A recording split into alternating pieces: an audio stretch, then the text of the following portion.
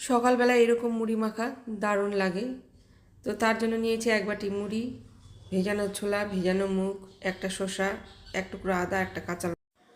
শসার বটার দিকে মাথাটাকে কেটে নিয়ে সেটা দিয়ে ঘষে ঘষে শসার যে আঠাটা আছে সেটাকে বের করে নেব। আঠাটাকে বের করে নেওয়ার পরে ভালো করে ছুলে নিয়ে এইভাবে কুচিয়ে নেব। সকালবেলার এই টিফিনটা কিন্তু খুবই স্বাস্থ্যকর, আপনারা বানিয়ে খেয়ে দেখবেন, ভালো লাগবে। কাঁচা লঙ্কাটাকেও কুচিয়ে নেব, আদাটাকেও ভালো করে ছুলে নিয়ে কুচিয়ে নেব। আদা, শসা, লঙ্কা সবগুলো ভালোভাবে কুচনো হয়ে এবার একটা বড় বাটি নিয়ে মুড়িগুলো ঢেলে দিলাম। একে একে আদা কুচোনো, শসা কুচোনো, লঙ্কা কুচোনো, ভেজানো ছোলা, ভেজানো মুগ ঢেলে দিয়ে ভালো করে মেখে নিলেই রেডি সকালের খুব সুন্দর টিফিন। সকালবেলা এরকম মুড়ি মাখা দারুণ লাগে।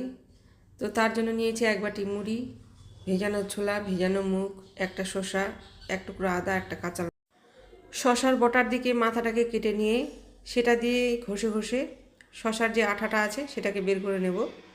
আঠাটাকে বের করে নেওয়ার পরে ভালো করে ছুলে নিয়ে এইভাবে কুচিয়ে নেব। সকালবেলার এই টিফিনটা কিন্তু খুবই স্বাস্থ্যকর, আপনারা বানিয়ে খেয়ে দেখবেন, ভালো লাগবে। কাঁচা লঙ্কাটাকেও কুচিয়ে নেব, আদাটাকেও ভালো করে ছুলে নিয়ে কুচিয়ে নেব। আদা, শসা, লঙ্কা সবগুলো ভালোভাবে কুচনো হয়ে এবার একটা বড় বাটি নিয়ে মুড়িগুলো ঢেলে দিলাম। একে একে আদা কুচোনো, শসা কুচোনো, লঙ্কা কুচোনো, ভেজানো ছোলা, ভেজানো মুগ ঢেলে দিয়ে ভালো করে মেখে নিলেই রেডি সকালের খুব সুন্দর টিফিন।